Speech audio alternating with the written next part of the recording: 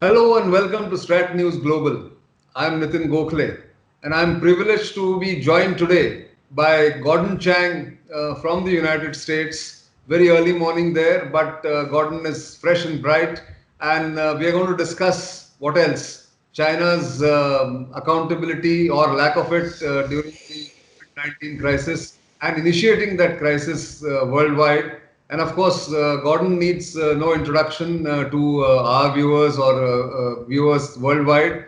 He's a China specialist, consistently exposes China's fault lines, and writes extensively on China's aggressive behavior, as well as the Communist Party's, the fault lines, as well as their own shenanigans that happen both within China and across the world. Welcome to this program, Gordon. Oh, well, thank you so much, Nitin. It's an honor for me to be on your show, so thank you. Thank you for accepting my invitation. So let me start. I mean, let's. The most obvious question is, of course, do you think China will be, or can be, or should it be held accountable for its lapses or sins of commission and omission in not telling the world well in time that the coronavirus, or what I call the Chinese or the Wuhan virus, is spreading across the world? I mean, how do you see the world should react to it? Well, China must be held accountable. And the reason is Chinese leaders need to be deterred because the coronavirus is not the last pathogen that will be generated on China's soil. And we have to make sure that Chinese leaders don't maliciously spread this again. In this particular case, we should go through the facts to show what China in fact did. So China admitted that the coronavirus was human to human transmissible only on January 20. But doctors in Wuhan knew no later than the second week of December that this was H to H, human to human, which means that Beijing knew about it a few days later. Now, if during this 5-week period, China had said nothing about the transmissibility of the disease, that would have been grossly irresponsible. But during this period, they tried to convince the world it was not human to human contagious. And that certainly lulled health officials around the world into not taking precautions that they otherwise would have adopted. But this story gets worse because China tried to pressure countries not to impose travel restrictions and quarantines on arrivals from China. Now, you put those two things together, and that accounts for the spread of this disease beyond China's borders. Now, I don't know what was in Chinese leader Xi Jinping's mind, but if after having seen what the coronavirus did to cripple China, if he wanted to level the playing field by spreading it elsewhere, he would have done exactly what in fact he did, which means that there is no other explanation that fits the facts. China maliciously spread this disease. And that's why, going back to your question, is that we have to impose those costs on China. We must deter Chinese leaders. How do we do that, Gordon? Because, of course, President Trump has spoken about it. Other nations have also tried to, speak at various levels and in various forums. But how does the world unitedly put sanctions or impose cost on China? That's a great question. And the answer is going to be doing everything. So, for instance, countries can seize China's assets. Now, I don't think the United States should do this by itself because China would mount a vicious propaganda campaign. But if all the countries around the world did this in concert, then it would be China versus the world. And that would mean that Beijing would understand the seriousness of the opposition. But of course, there are other ways. And most important among the other ways would be for countries to get their factories off of Chinese soil. Chinese communism is not reformable, Nitin, which means that the only way in the short term for us to protect ourselves is to reduce our exposure to China, our contacts. And that means trade, investment, diplomatic contacts. These need to be reduced dramatically. We do that, then at least we can assess where we are and figure out what to do going forward. But until we do that, we are vulnerable to what China does. Well, indeed. In fact, is that the reason? And I want your assessment on this. Is that the reason that China fears that the world will get united, the world will together take action for its, the lapses that it did in December and January, and therefore it's now behaving aggressively from Japan to Bhutan and all countries in between? Well, there are a lot of reasons, I think, for China's new aggressive behavior. But certainly one of them is what you say, and that is Beijing is worried about what the world will do in reaction to its actions on the coronavirus. But there's, I think, other things that are going on in Beijing.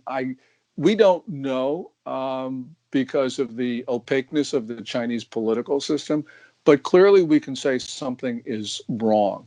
And that is, if you look at China's diplomacy, if we can call it that, there have been boat bumping and other incidents in the South China Sea, East China Sea, against a number of countries: Japan, Taiwan, Philippines, Vietnam, Indonesia, Malaysia. There are the incidents, the incursions into Indian territory in a number of spots in the Himalayas. There have been these threats of invasion of Japan. Chinese diplomats, especially in Europe, have been making inappropriate comments about the domestic policies of their countries. And even China's ambassador to Kazakhstan suggested that Kazakhstan should be a part of the People's Republic of China.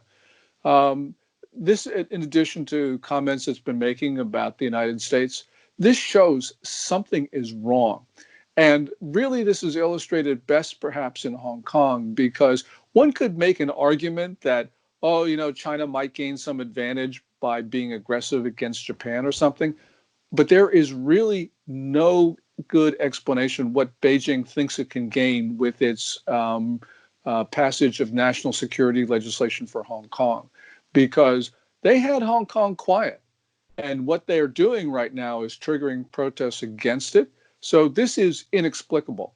And when countries do things that are inexplicable, that shows, I think, a light on its incidents with the countries that we've just talked about.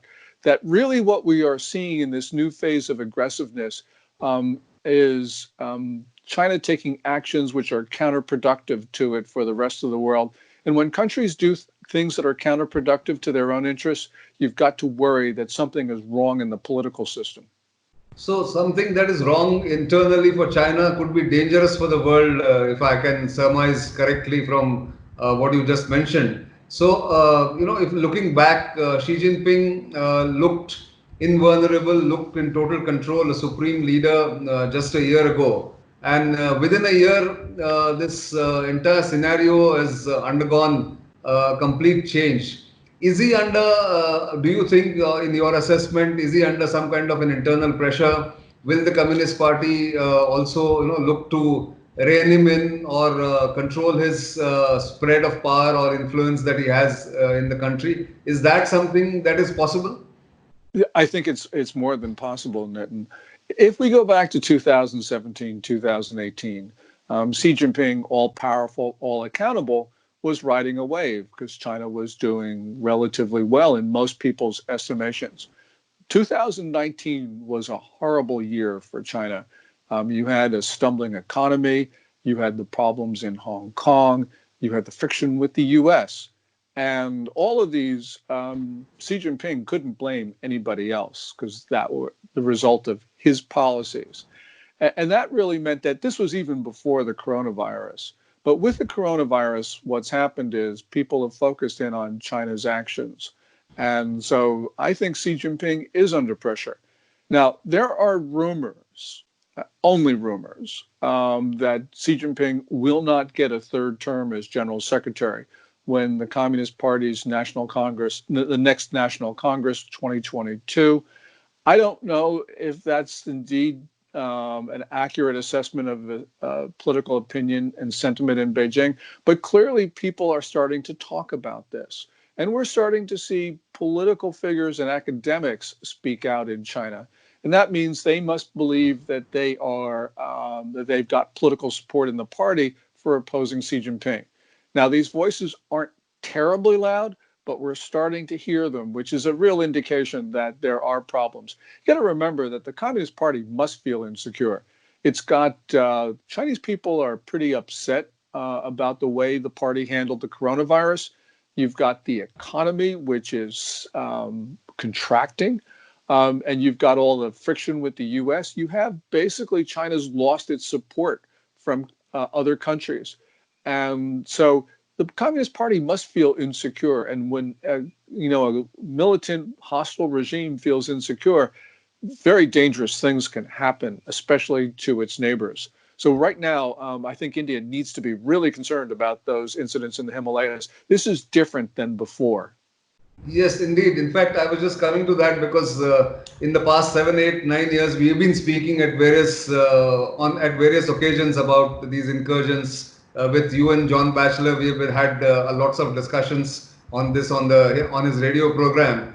But this certainly, just to sort of confirm your assessment, it's certainly different from the earlier incursions. It's far more serious, and it's far more dangerous because China wants to alter the status quo, which was suiting both the countries so far. But like you said, India has to be careful, and so do the smaller countries. But sitting in the United States, how do you see the current standoff panning out? Because the United States, one of the senior diplomats, outgoing, of course, Alice Wells, has talked about China's incursions and China's standoff with India very explicitly. How does the United States or academics and analysts like you see the incursions that have happened in India right now? Well, for the most part, right now, the U.S. has not paid attention to what's going on in the Himalayas. And the reason is that there's so many issues right now with China. They're coming one right after the other. And the one that is getting people's attention right now is Hong Kong, because the issue is, what is the U.S. going to do to maintain or revoke the special exemptions that apply to Hong Kong? So the administration has to face that. Also, there's the issues on trade, which are coming to the fore because China has not been adhering to its commitments to buy additional U.S. goods under the Phase 1 trade deal signed January 15th. And of course, there's the coronavirus. So right now, that has preoccupied American officials. I believe that we need to add the Himalayas issue to that long list because right now, with China engaged in these provocations around its region all at once, it is, as I mentioned, even if we don't know exactly what's going on in Beijing, we know something's occurring, and this is different than before. So this is not China just trying to probe India's intentions. Chinese troops will engage in an incursion, they'll pull back. A couple months later, they'll do something else. This has a feel of something different. This has a feel that this could be a move which Beijing is absolutely determined to pursue and to permanently take Indian territory. And this, of course, is something that will occupy American policymakers. But right now, they are completely overwhelmed with what China is doing. So, as I mentioned, the Himalayas are not on their agenda at this moment. But can be added. But the other analysts and I've also spoken about it. That there are three T's which are the weaknesses of China: trade, Taiwan, and Tibet. Earlier, people used to talk about the Tiananmen Square. But let's see the three T's. Is there a vulnerability on these three fronts that the world can exploit or China's adversaries can exploit? Well, I think that it's a question of the United States starting to come to a realization that we don't have a single problem with China. It's not like trade this year and Tibet next year. There's a real realization that this is a fundamental disease of communism itself. And so all the T's and all the other letters in the alphabet are going to be considered really in the same context. So we will see American policymakers, I think, start to realize that the United States needs to oppose China, needs to contain it, and eventually will need to make sure that communism fails in China. largely because, as I mentioned before, it's my assessment that communism in China is unreformable. American policymakers aren't there yet, but we see, for instance, with the White House statement on the strategic approach to China, which was issued about a week ago, we're starting to see a real reassessment of decades-long China policies. Yeah, well, indeed. In fact, one final question, Gordon. An insecure China, is it dangerous to the world in terms of a violent conflict or a kind of undeclared World War III? Is something of that kind possible, given its history and the Communist Party's insecurities and vulnerabilities? Well, for sure, Nitin. We Americans tend to look at the failure of Soviet communism, which basically was, except for about 6 or 7 deaths of Russians, was bloodless, and there was no Russia lashing out at the world as Soviet communism was failing. So it provides a sense of relief and I think complacency. China is very different. Xi Jinping is not Gorbachev. Xi Jinping is a tough guy. He believes in the Maoist principle of striking out at everybody at the same time, which is what we're seeing, by the way. Correct. So I think that this is going to be a very different scenario. I think that Chinese communism is weak. I've been wrong in the past, but I believe that it is now weak. And I believe that this weakness will lead to external consequences for China's neighbors and for the United States and the international community.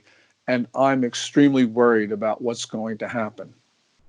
Indeed. In fact, it's a tough time ahead.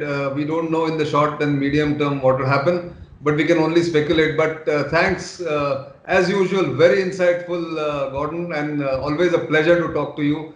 Seeing you face to face after a long time, but we hope to continue this dialogue going further. Thanks for your time. Well, thank you so much, Nitin. Welcome.